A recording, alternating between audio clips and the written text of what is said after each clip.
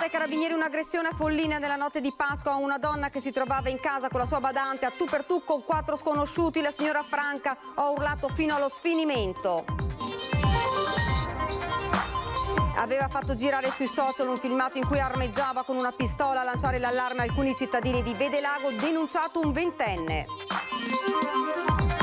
Resta alta la pressione ospedaliera in Veneto nonostante i parametri siano in miglioramento dati da zona gialla, dice Zaia. Intanto da EMA nessuna limitazione per il vaccino AstraZeneca. Il 2020 si è chiuso con un saldo negativo di 390 aziende, ma a rischiare sono bene 4.000 entro la fine dell'anno. Questa è la fotografia del terziario della marca di Confcommercio. Rientro a scuola per bambini e ragazzi, dalle materne alle superiori, entusiasmo al rientro in classe in presenza con la speranza di finire l'anno senza altre interruzioni. È morto questa mattina all'ospedale Ca' Foncello all'età di 84 anni Ulderico Bernardi, docente, sociologo e studioso dell'identità veneta.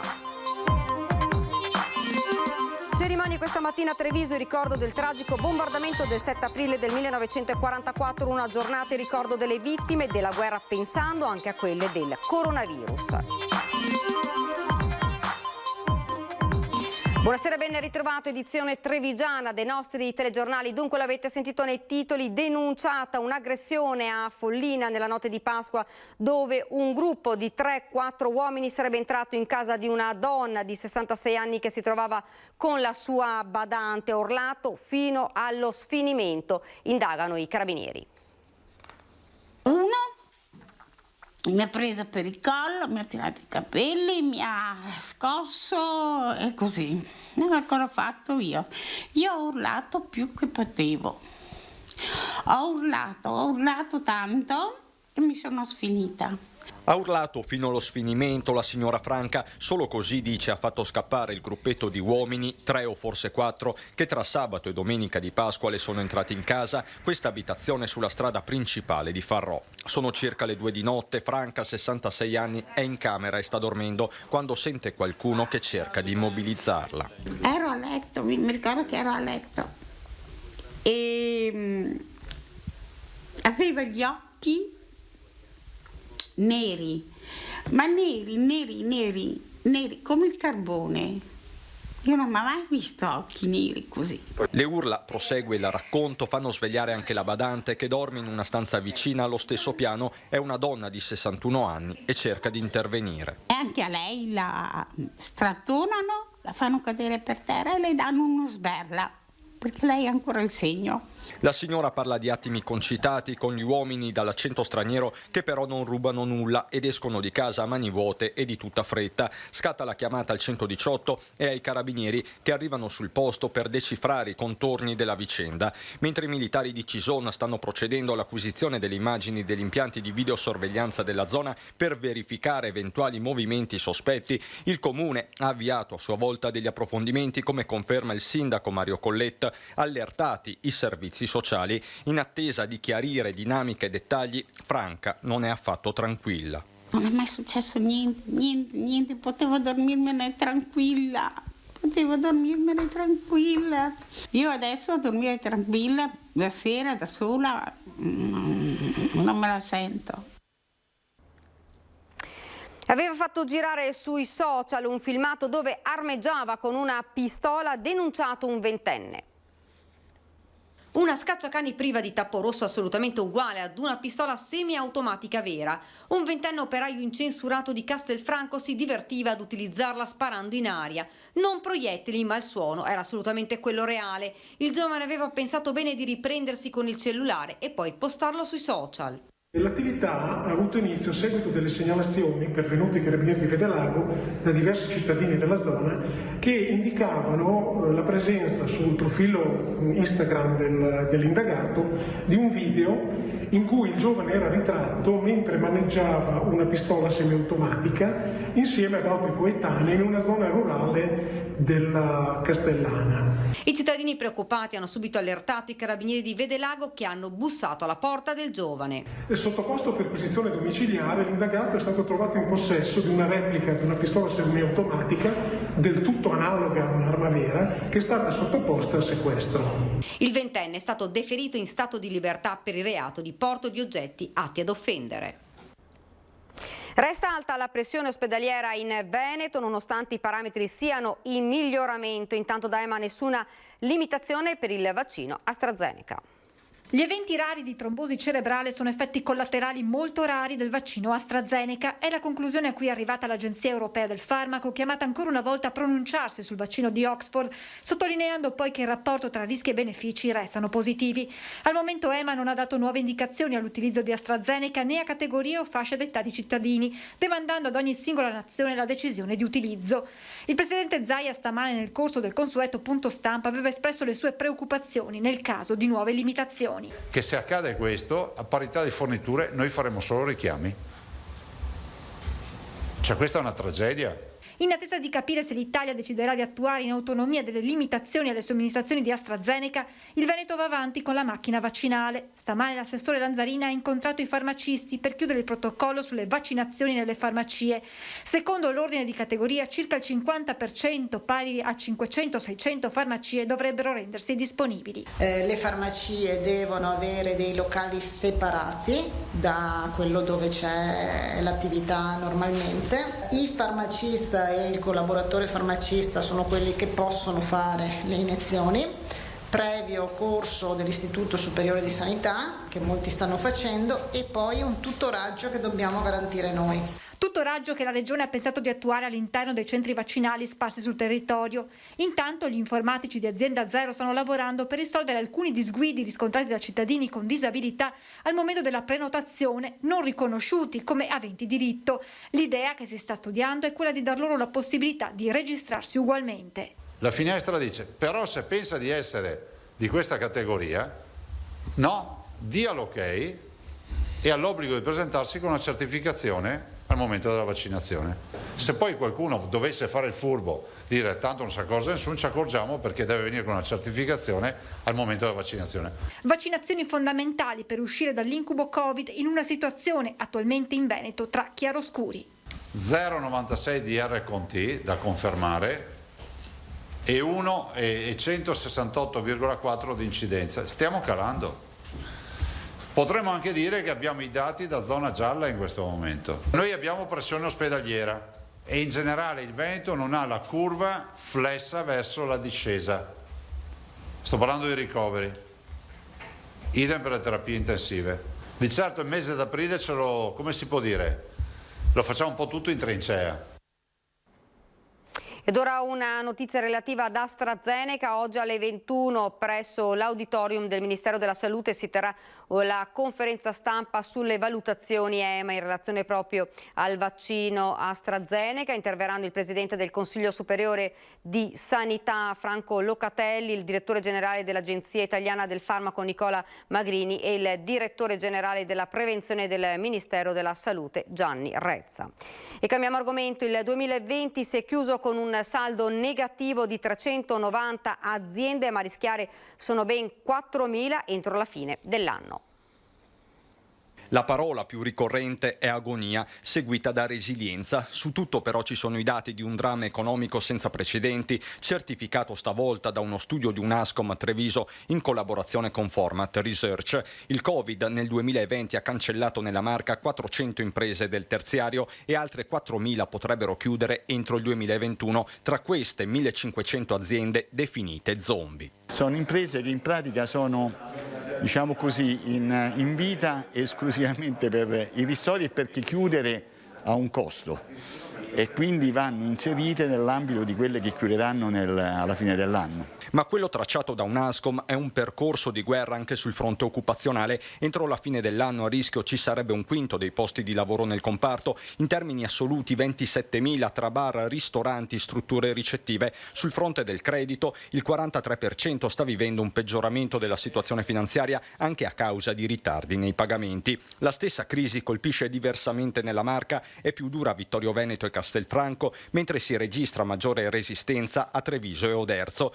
Di certo nel 2020 è andato in fumo oltre 1,5 miliardi di valore aggiunto. Se fosse un'impresa, magari un'impresa di grandi dimensioni, un crollo di questo genere significherebbe dover portare libri in tribunale.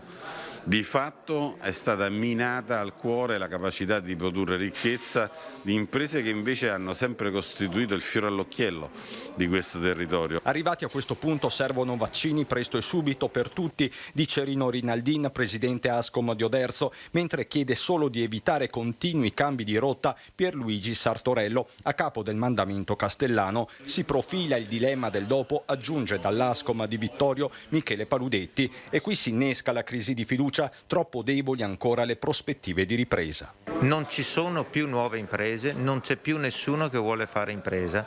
Questo è un dato che preoccupa in prospettiva più del dato già allarmante delle chiusure. Ci sono tante soluzioni, ma vanno concretamente messe in pratica. Parliamo ora di scuola. Dopo lo stop dal 15 marzo, oggi rientro in classe per gli studenti al 100% per elementari e medie, al 50% per le superiori. Una emozione, anche perché speriamo che sia l'ultima ripartenza, che ormai sia una modalità definitiva in modo da concludere l'anno.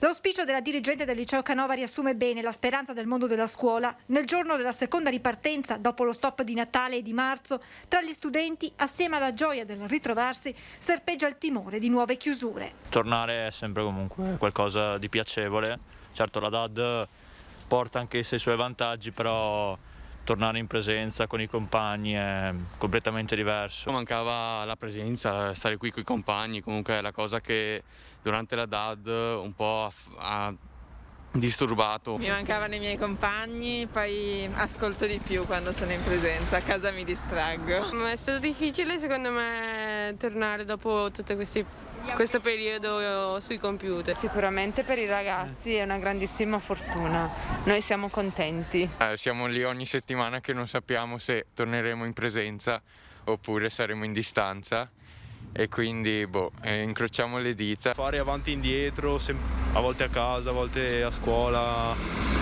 è brutto, non è la normalità. La felicità di rivedere i propri compagni e l'incertezza di non sapere cosa accadrà nei prossimi giorni, una situazione che preoccupa soprattutto i maturandi. Più che altro è la speranza di poter fare l'esame in presenza con una preparazione migliore possibile. Speriamo di rimanere il più possibile, speriamo che questo alternare delle settimane continui, perché siamo una settimana in DAD, una settimana in presenza. Ripartenza positiva anche sul fronte trasporti, non si sono registrate particolari criticità grazie anche alla presenza degli steward che hanno indirizzato i ragazzi verso i mezzi a disposizione. Continuiamo con la cronaca. Avevano messo a segno un furto in un'abitazione a zona Sant'Angelo, sono stati sorpresi dalla polizia, si tratta di 2 minorenni.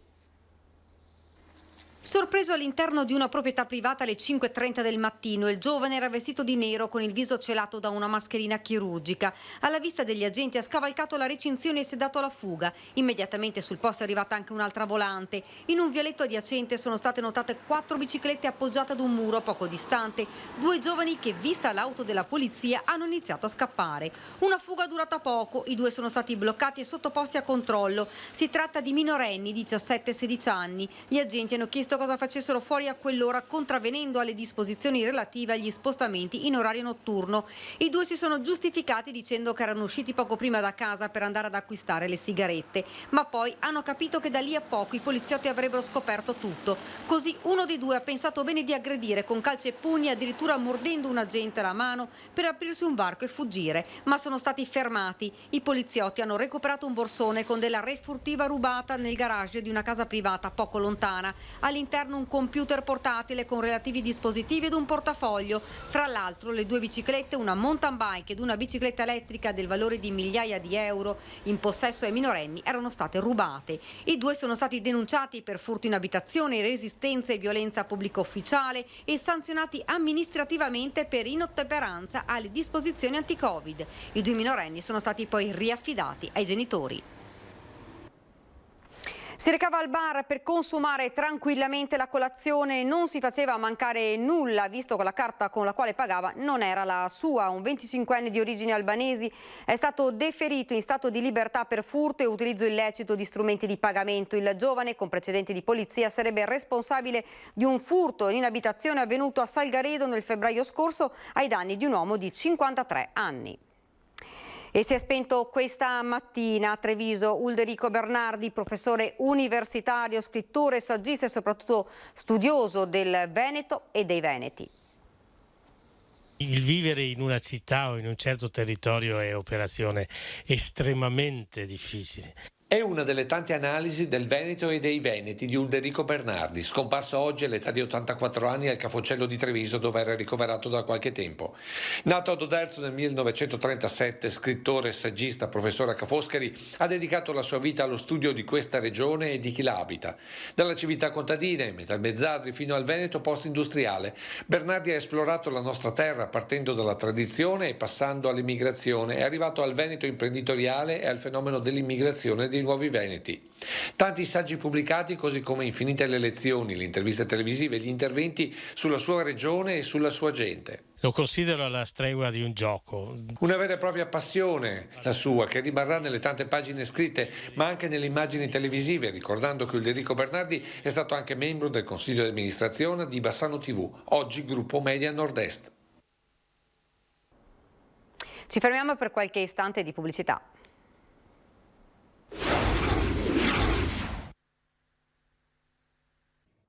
Siamo tornati in studio ed ora parliamo delle cerimonie questa mattina a Treviso in ricordo del tragico bombardamento del 7 aprile del 44, una giornata in ricordo delle vittime della guerra, pensando anche a quelle del coronavirus, accomunate dai rintocchi della campana dalla torre civica. –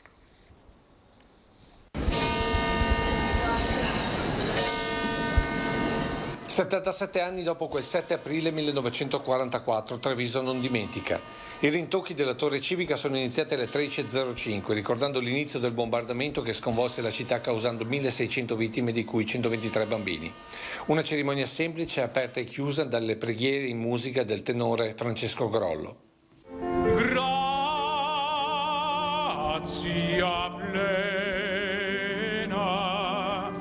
Perché sono momenti di grande emozione questi, dobbiamo ritrovare questa profondità, questo cuore che abbiamo dentro. Ho voluto fare un brano avvolgente, un abbraccio per tutti i trevigiani, che è il Panis Angelicus di César Franck. Panis Angelicus, fit panis Due brani e nessun discorso da parte del sindaco, che con il viceprefetto e il presidente del consiglio comunale e numerosi consiglieri ha scelto il silenzio anche per la cerimonia davanti alla stele del ricordo ai piedi della scalinata dei 300. Che il silenzio sia stato il miglior discorso per un momento così importante in un periodo storico così doloroso, quindi anche il sindaco ha preferito tacere e ascoltare i rintocchi delle campane e dedicare il pensiero alle vittime del 44, ma anche alle vittime del 2020. E proprio per ricordare i caduti del contagio che il sindaco è pronto a promuovere una nuova iniziativa. Non lo so se lo faremo il 7 aprile, ma ci sarà una giornata dedicata alle vittime della pandemia, perché è stata l'ennesima pagina della storia della nostra città. Una giornata comune per un dolore e soprattutto un ricordo comune. Santa Maria. Voglio assolutamente dedicare e ricordare le vittime di quell'epoca, ma ricordare anche le vittime di oggi, le loro famiglie. Voglio abbracciare il loro dolore e cercare di sostenerli per quello che posso fare. E prima della cerimonia in Piazza dei Signori, la messa officiata dal Vescovo Tomasi nella chiesa votiva che raccoglie le spoglie di quasi tutti i morti in quel tragico bombardamento di 77 anni fa. Era venerdì santo e, come ricordano alcuni testimoni dell'epoca, immediatamente dopo il bombardamento vennero evocati da molti le parole del Vangelo e si fece buio su tutta la terra. Dolore e morte di quel venerdì santo, descritte nell'omelia del vescovo di Treviso durante la messa in suffragio per le 1.600 vittime del bombardamento del 7 aprile del 44. Non dimenticare le vittime della guerra, ricordando come da quelle macerie è però iniziata anche la rinascita. Viviamo però oggi in questa nostra città così bella, perché allora i superstiti non si sono lasciati andare e hanno reagito e vissuto e ricostruito. A loro dobbiamo gratitudine, oltre che la pietà del ricordo e della Un ricordo delle vittime di ieri al quale va sommato anche quello per le vittime di oggi, quello del contagio. Ci sono vuoti incolmabili, certo, come lo sono tutti quelli lasciati dai volti, dalle voci e dalle vite che ci mancano, rubate dal tempo che passa, da quella guerra, dal Covid. Al termine la benedizione al sacello che raccoglie le spoglie delle vittime di quel venerdì santo di 77 anni fa, molte delle quali ancora senza nome.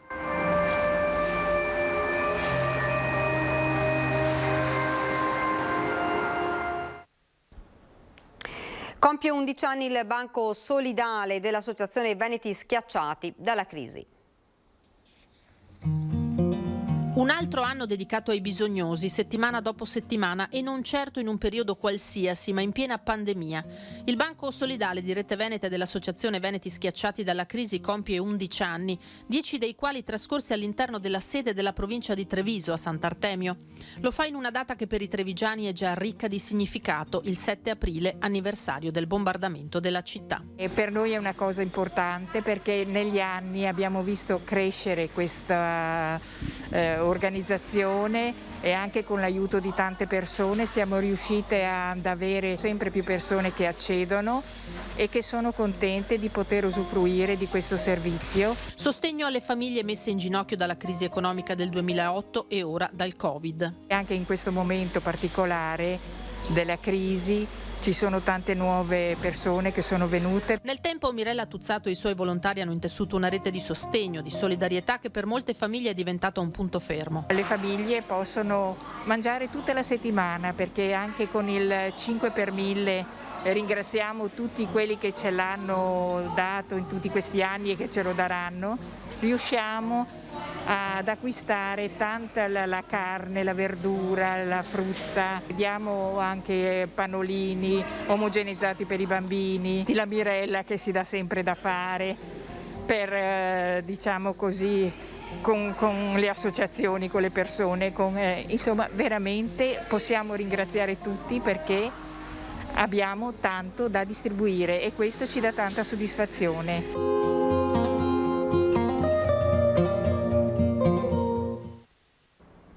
Siamo alla nostra pagina ora da Belluno e provincia.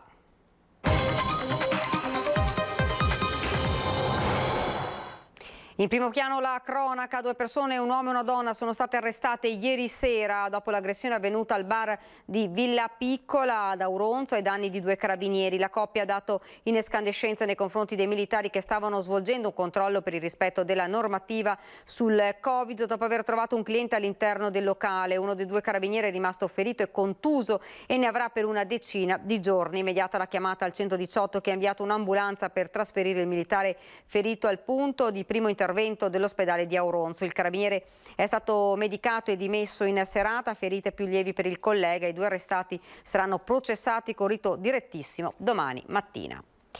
E compie un anno la stanza 6 al 5° piano del Dipartimento Prevenzione dell'ULSS Dolomiti, il cuore pulsante dell'attività di contact tracing, il tracciamento dei contatti di soggetti positivi. Ha ormai superato quota 58.000, più di un quarto della popolazione dell'intera provincia di Belluno. Un anno di superlavoro, 7 giorni su 7 per 12 ore al giorno, nessuna sosta per il team del contact tracing al 5° piano del Dipartimento di Prevenzione. La stanza 6, il luogo dove il gruppo di lavoro coordinato dalla dottoressa Marica Battistin ha preso in carico i positivi, tracciato i contatti, attivato le misure di quarantena, svolto la sorveglianza attiva e programmato i tamponi d'uscita. Ci siamo resi conto proprio in questi giorni di aver contattato circa 58.000 persone, che per la nostra comunità è un numero elevatissimo.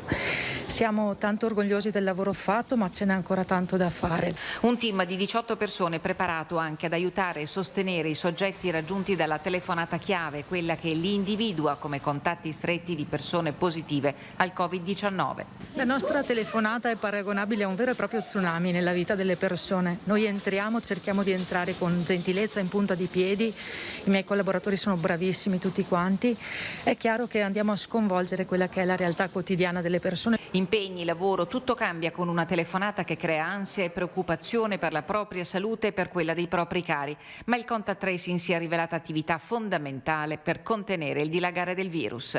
È la chiave di tutto il nostro lavoro, perché se noi riusciamo ad intercettare tutte le persone che sono venute a contatto con una persona positiva, quindi che a loro volta possono essere state contagiate, permettiamo loro di non farsi da catena di non far proseguire la catena di contagio. Un anno che è divenuto simbolo della lotta al virus attraverso gli strumenti scientifici e grazie al lavoro superbo dei professionisti dell'azienda sanitaria delle Dolomiti.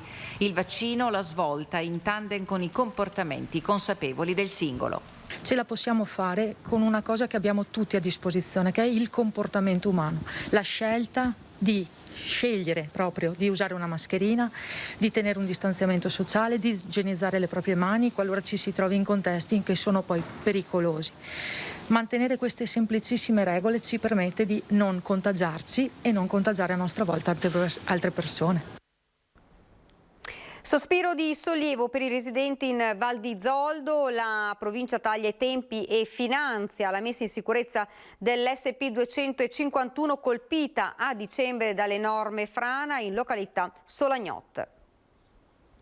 La provincia di Belluno finanzierà per intero il progetto di messa in sicurezza della provinciale 251 della Val di Zoldo. L'investimento per 1.100.000 euro è stato deciso di concerto con Veneto Strade e ha fatto tirare un sospiro di sollievo ai residenti della vallata spaccata in due lo scorso dicembre dall'enorme frana che ha interrotto i collegamenti viari per oltre un mese. Si è deciso di dare una concreta risposta al problema.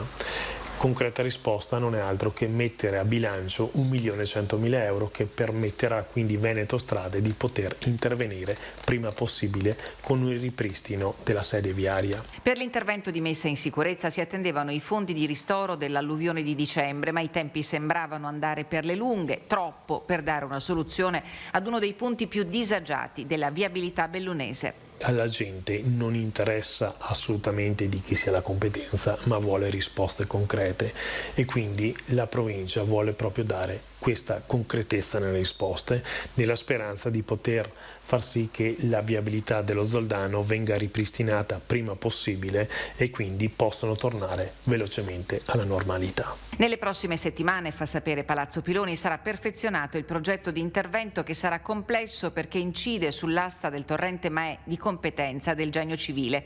I dissesti diffusi interessano un'arteria che dal 1 aprile è ufficialmente stata riclassificata statale, un asse viario fondamentale per residenti e turisti e alternativa nel caso di problemi sulla 203 a Gordina. Ed è davvero tutto per questa edizione del nostro telegiornale. Vi lascio alle previsioni del tempo. Grazie davvero per averci seguito. Buona serata.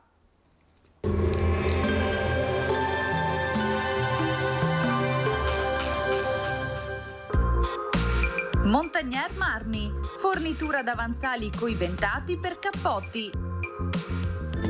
Benvenuti al meteo. Dopo la sfuriata di gelo scandinavo che ha caratterizzato la prima parte della settimana in corso, l'anticiclone tornerà a rinforzarsi, venti in attenuazione e temperature più in linea con i valori stagionali. Vediamo allora il dettaglio. Sul Veneto la giornata di giovedì 8 aprile sarà decisamente soleggiata. Il cielo si presenterà sereno, solo con qualche innocuo passaggio di nuvole, ma insomma senza ulteriori conseguenze. Temperature minime piuttosto fredde, saranno infatti sotto zero quasi dappertutto. Valori massimi invece in aumento, compresi tra i 12 e i 16 gradi all'incirca. Ci spostiamo ora sul Friuli Venezia e Giulia, dove la situazione sarà la stessa, sempre tanto sole e qualche velatura sui rilievi. Temperature minime tra -1 e 3 gradi, massime sui 13-14 gradi. Infine uno sguardo al Trentino Alto Adige, anche qui sarà soleggiato con cielo terso e limpido ovunque. Temperature minime intorno a -1-0 gradi, massime sui 14-15 all'incirca. Dal meteo per ora è tutto, vi auguro come sempre un buon proseguimento con Antenna 3.